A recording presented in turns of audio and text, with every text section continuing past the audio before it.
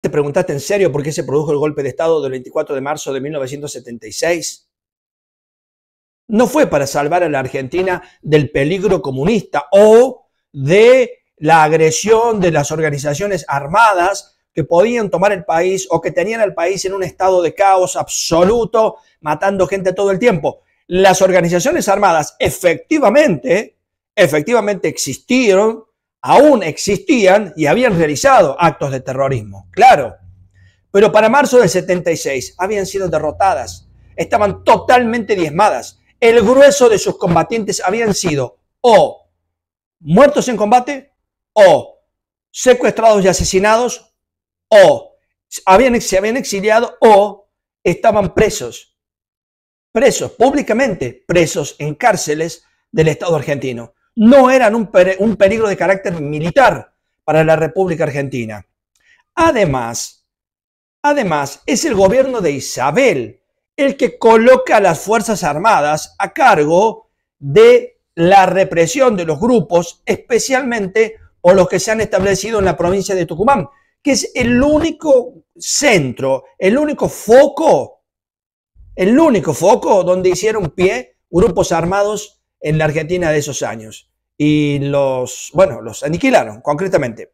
De modo que decir que necesitaban tomar el poder para derrotar a los grupos armados es falso, porque el poder político ya les había dado los instrumentos legales, jurídicos, técnicos y materiales y operativos para que llevaran adelante esa lucha. Y en 7 u 8 meses redujeron a la mínima expresión las fuerzas de las organizaciones armadas. Era cuestión de meses para que terminara definitivamente la lucha armada en Argentina. No dieron el golpe porque tenían las manos atadas y no podían luchar contra las organizaciones armadas. Pudieron hacerlo.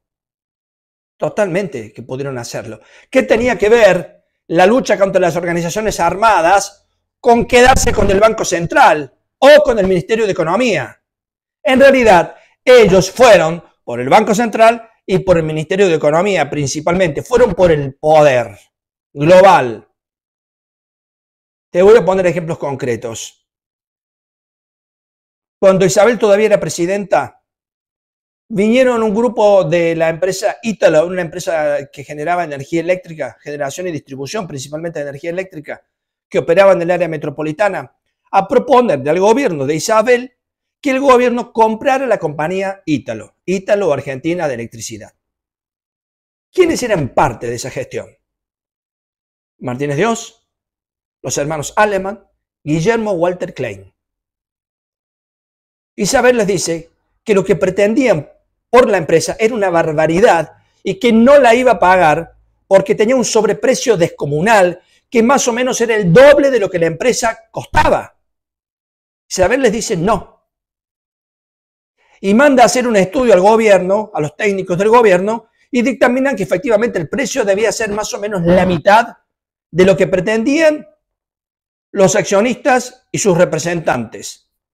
Un año después, Isabel estaba presa y la empresa era comprada por la dictadura. Mientras Isabel iba a la cárcel, Martínez de Oz asumía como ministro de Economía, Aleman como secretario de Hacienda y Guillermo Walter Klein como secretario de Programación Económica. No alcanza para que te des cuenta. El gobierno peronista apenas llegó, fomentó la actividad de la Junta Nacional de Granos. La Junta Nacional de Granos se encargaba de comprar a los productores, especialmente a los pequeños y medianos productores, granos. ¿Para qué? A veces para hacer un abastecimiento del mercado